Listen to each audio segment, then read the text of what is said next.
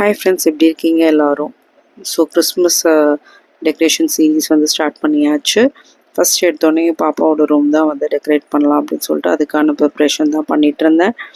பார்த்திங்களா, அவளோட ரூமில் இருக்க அவளோட ட்ரெஸ்ஸிங் டேபிள் ஷெல்ஃப் எல்லாமே க்ளீன் பண்ணிகிட்டு இருந்தேன். இதுதான் ஆக்சுவலாக அவளுக்கு ப்ளே ஏரியாவை நான் செட் பண்ணியிருந்தேன்.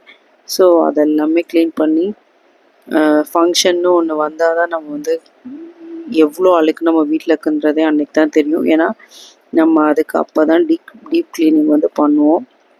ஸோ நான் பார்த்திங்கன்னா ஒரு சோஃபா கவர் வந்து ஆர்டர் பண்ணியிருந்தேன். அதுக்கப்புறம் வந்து ஸ்க்ரீன்ஸு அது எல்லாமே ஆர்டர் பண்ணியிருந்தேன். பாப்பா வந்து அவளோட ரூமுக்கு வந்து பெட்ஸ்பெட் கேட்டிருந்தா கிறிஸ்மஸ் தீமில்.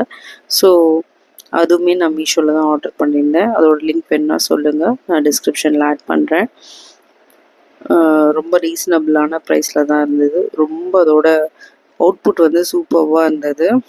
அந்த கிறிஸ்மஸ் தீமில் உள்ள அந்த ட்ரீ ஆகட்டும், அந்த டீர் ஆகட்டும், ரொம்ப அழகாக இருந்தது. ஸோ அதோட ஃபைனல் அவுட்புட் வந்து இப்படி தான் இருக்குது. ஸோ இந்த கிறிஸ்மஸ் தீமில் உள்ள பில்லோ கூட நான் லாஸ்ட் இயர் வாங்கினது. ஸோ ஒவ்வொரு வருஷமும் நம்மளால் பல்காக பர்ச்சேஸ் பண்ண முடியாது. அப்பப்போ கொஞ்சம் கொஞ்சம் ஐட்டம்ஸ் வாங்கிட்டோம் அப்படின்னா அடுத்து நம்மளுக்கு டெக்கரேட் பண்ணும்போது அது யூஸ் பண்ணிக்கலாம். இந்த பெல்லுமே லாஸ்ட் இயர் வாங்கினது தான். ஸோ அவளோட ரூமை வந்து மோஸ்ட்லி வந்து லாஸ்ட் இயர் வாங்கின ஐட்டம்ஸ் வச்சு தான் டெக்கரேட் பண்ணியிருக்கேன்.